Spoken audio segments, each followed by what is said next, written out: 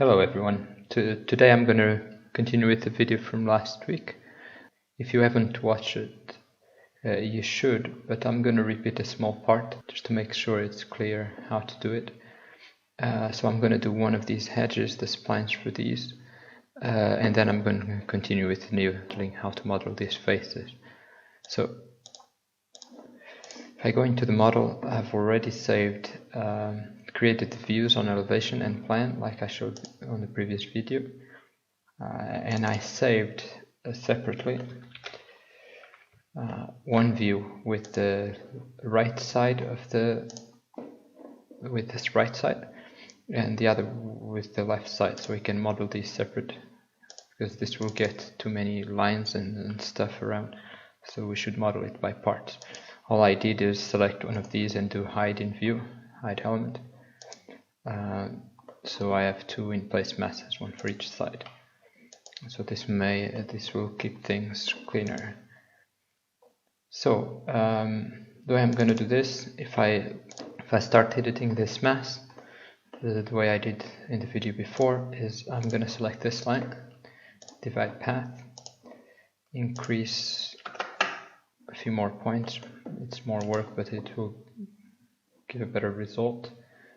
And I'm going to start laying these points on top of the line. So first I have to make sure the first time I use this option, drawn face, so it picks the right host. And now if I select the point, maybe to be more visible, I can change the option to always show work planes. And now let's place the second point, and this time I need to use this option. And we're going to set the work plane. However, if you see there, I have a shortcut PP to set work plane. It makes it easier because we have to do this quite a few times. So place the first one and we have to say OK.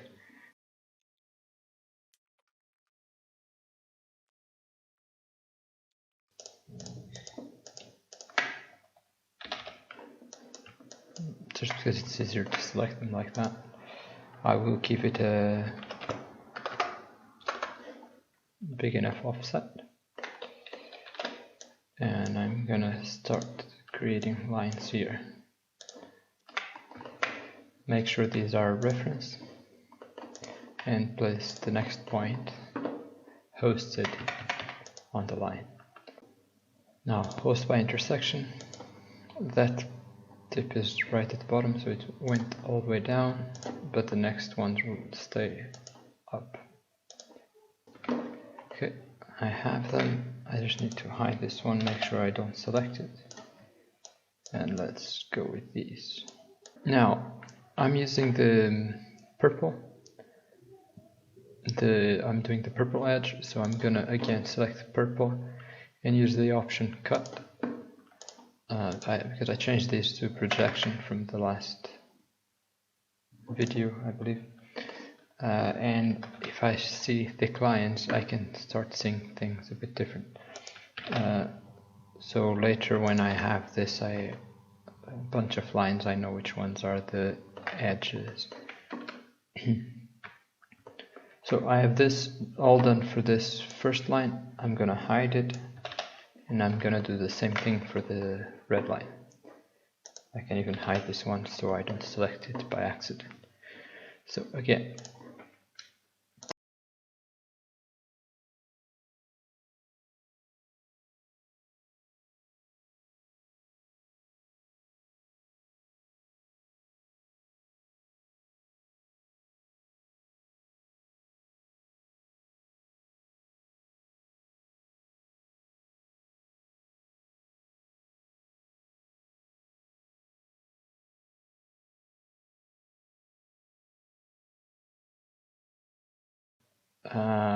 still with those odd behaviors from before, but you see it comes and goes, so it should be fine. Okay, I can reset hide, so I bring everything back. I know that I want this line to be red, cut. Okay, and I have my first two edges. ready for the second part. Okay. So I have this profile family made of these 3 points. So there are 3 adaptive points. So for this family, to be able to use this profile, I would need 3 splines, one of each point. This would allow me to control the curvature, to make that the curvature is not always the same along the face. So if I open here this image, for instance, if I have these 2 splines, the light blue and the green, and if this curvature here, you see it looks more like 90-degree almost curve, and here is kind of quite smooth, almost going into flat. To be able to change the curve or the profile that keeps changing, we would add a 3rd spline along this way. As we drag it down or we move this 3rd spline to a different location, we could make it more curved or flatter. So this is why I made this one. But in this case, and to do this this face that I'm gonna do now, I wanted to simplify a little bit, and because I believe it can work without having to go through the work of having a 3rd spline. So the way I'm going to do that is create a new point that I'm going to host, so on the work plane of this point. So this point is hosted there, so it will have an offset. And this offset, actually I would want to use it in a parameter in case I need to change it in the project. So, and this point, I don't want it to be adaptive, I don't want to have to place it. And I can actually ask to select the point again and pick a new host and host it there. So this point, that we have the parameter if we need it, it can go up and down, and the rest will the curve will go with it. We can just apply 2 adaptive points. Keep testing it, and now because of the curve that we have here, it's more sharp. We want to be able to control the position of the curve to be closer to that 3rd point or further away.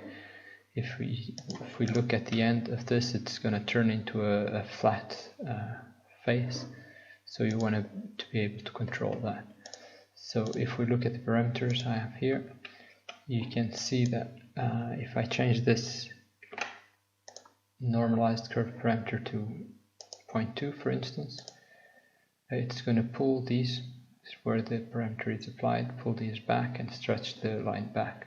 I can come to the normalized curve parameter 2 and change it to, and you see it does change the curve. So this is very useful to have as an instance parameter, so we can change even individually each profile in the project. So let's have a look how it works in our project.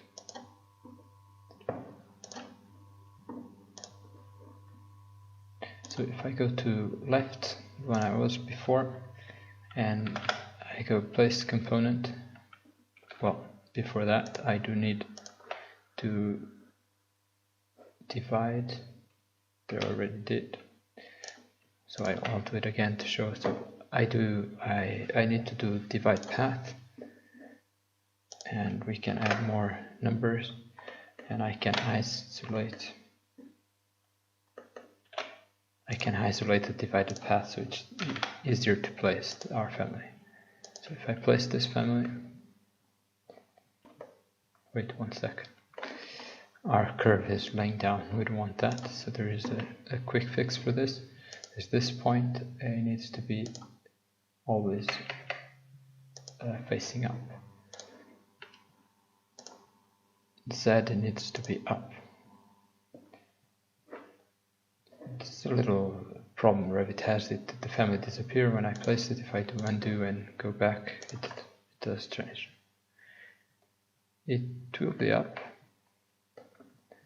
So if I do repeat, I have my family being placed, I have the curvature being affected. I start to think that the third spline would be easier or not, but this is up to you to try it out, because it will be more work. But I can remove the repeater, and because I have those other parameters, I can change.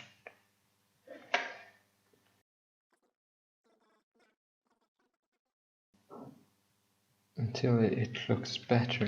But if we create form, we can always individually change something that we think it doesn't look the best. For instance, I can raise this height here, and when I do, it might improve it, but we fall into the same problem as before, that by changing these individually one by one, we're doing this very manually, and it won't guarantee that we get the best curvature, because it's a very manual process. So it might be worth to actually do the third spline. In this case, maybe not. I guess you can try it. We can also try to use a different family with a different curve built in a different way, and we can get a better result. So that's why I prepared a few of these curves, and we can try, and you can swap the curve and use different families to try to achieve what you want, and you just see the one that results better with the least manual adjustment. So I've done the other surfaces for the rest of the masses we need. I did here on the left side these cuts that we can see. We can see these joints throughout, and this could be made as voids that cut the mass, or different ways. But one way that I did this one here, if I check this 3D just with the left mass, I can edit in place, and you see that I use this family. It's not a void family, it's a solid form, but then I can use the cut tool here and select the surface and the other family I wanted to cut, and this family, if we have a look, so this is again, this is just a solid form, not a void, but it's made out of these profiles that basically are hosted on points that are hosted on other lines that move with these two adaptive points. So I needed two adaptive points, and that would move the whole form, and I needed these shapes to be offset out and above the 2 points that I place, just to make sure that always cuts through the whole surface.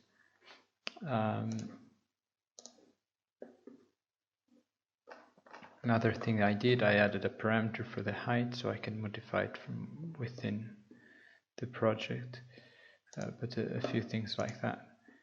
So I'm going to show you how I placed this one by placing it again on the right side, because I haven't done yet. So what I would do is edit in place, and again, this is just one of the ways you could do these joints. You could even simplify and create a void that would cut, like you do a void made of an extrusion up. You could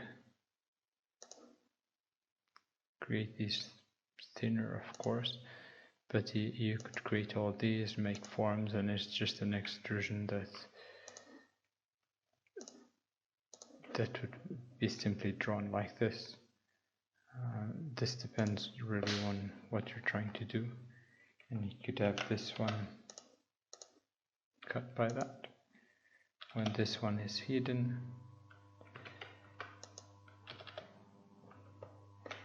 the mask would be cut. Now we have here overlapping the existing ceiling plan, but the surface is cut, is made of two now. So it depends really what you want to do.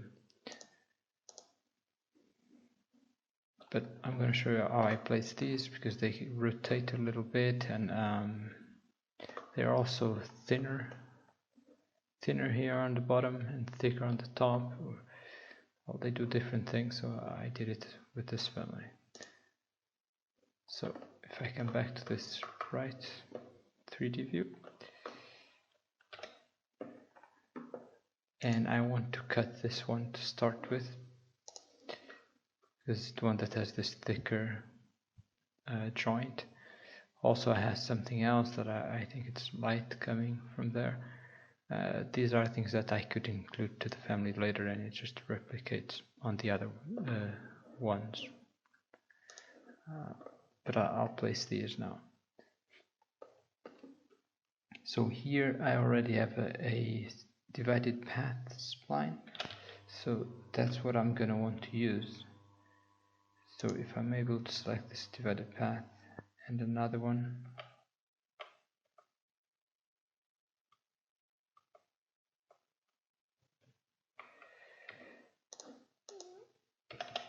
I can't select it, so I can just try to make it easier. So one divided path and the second divided path, isolate. I can place my 2-point family, and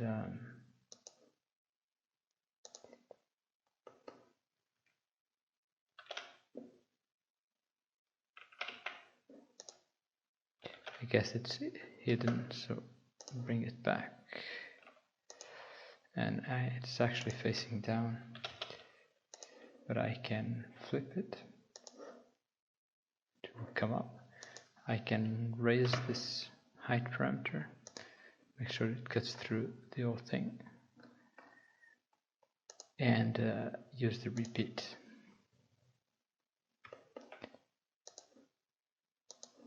So all of these are adjustable.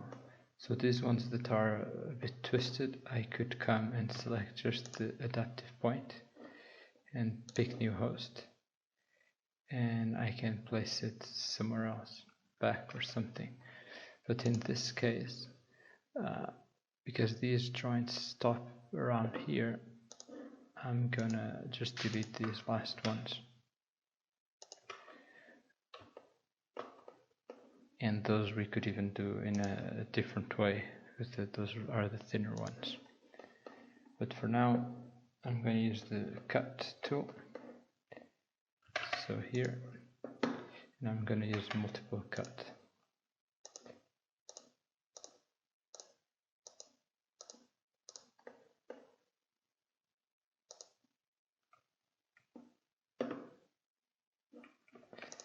So before I hit finish, I'm going to select all visible, and I'm going to make them not visible.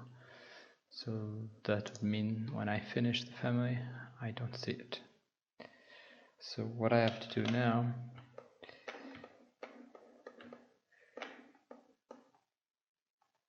I get kind of the result that I want, thinner at the bottom and thicker joint at the top. And I haven't included that part to the family, but that could be done as well. Now what I want is to get the ceiling.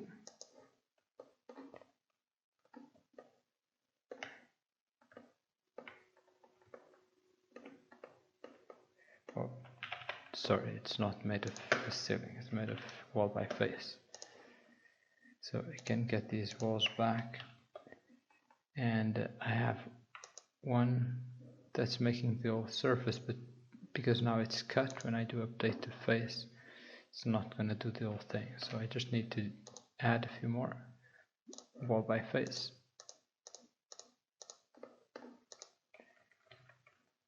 and I get what I needed.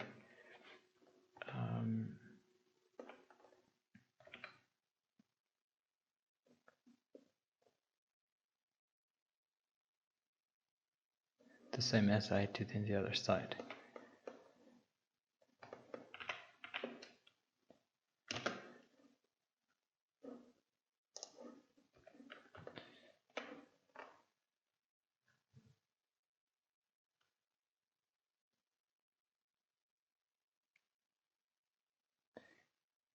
The other thing that I didn't mention is that that third spline that controls the curvature that I didn't do on the left side before, and that this way it helps me control better that the curvature is the way I want it. And so I guess I can show you this one, how it's working.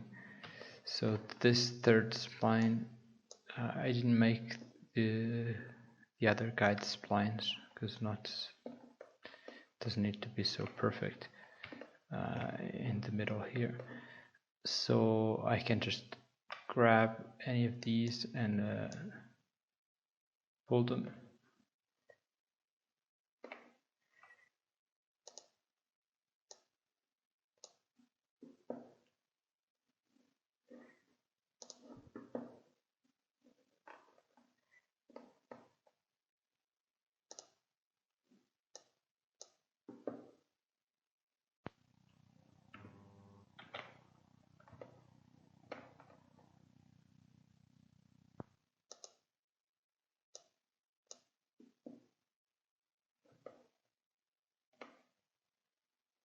And the whole thing is updating.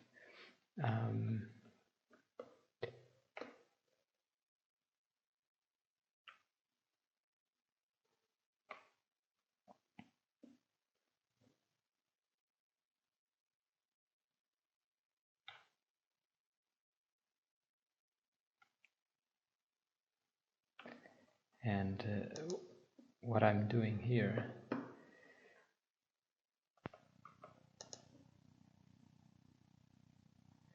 is that I still have this spline that I'm using. If I do edit family, I'm using now this one where I can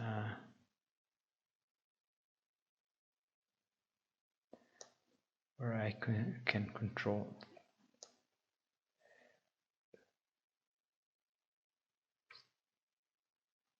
I'm using this one now where I have the 3 points, and I can still use those parameters that I used before. It's just a different way.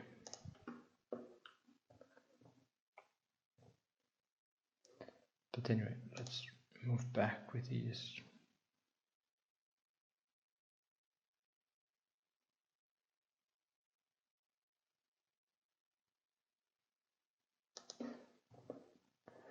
And finish. So if I look at the interior now,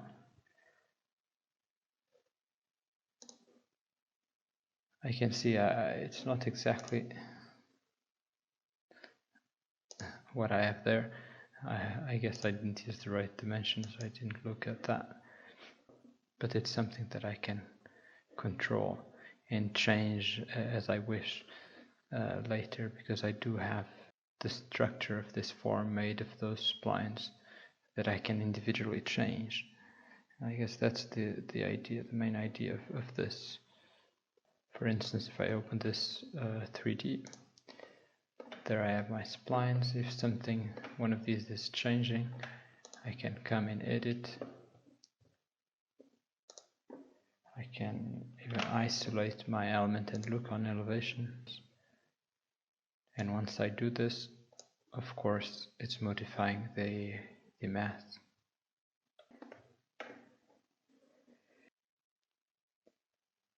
Even with the families, the void families placed and everything, they're just modifying. Of course, here I had that height parameter for the void. I just had to make sure it's big enough, but I can always come and change any of these edges as I wish. So there you go.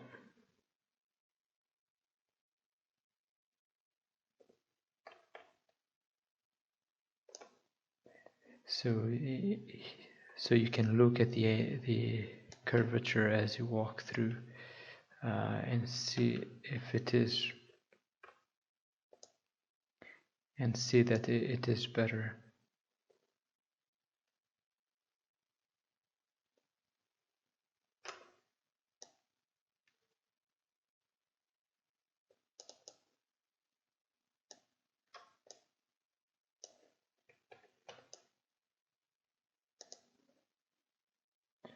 Okay, I hope you find this useful, and that there are some techniques that you can use, hopefully with more time than I had, and see that you can create interiors organic like this inside Revit. Okay, thanks for watching. See you next time.